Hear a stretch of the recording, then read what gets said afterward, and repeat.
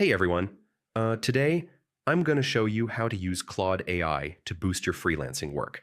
Whether you're just starting or want to work faster, Claude can really help. First, sign into your Claude AI account. Once you're in, click New Chat to start your freelancing project. This is where you'll type your client tasks or ideas. Next, figure out the tasks you can offer using Claude AI. It could be writing blog posts, creating social media content, generating product descriptions, or even coding small scripts for clients.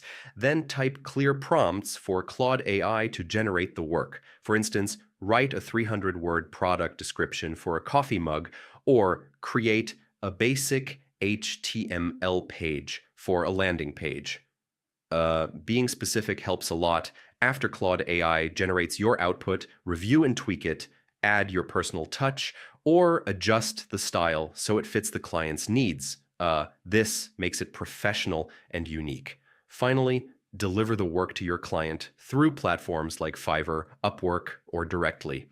Once you get used to it, you can scale by handling more projects faster with Claude AI.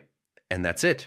Using Claude AI for freelancing can save you hours and help you take on more clients.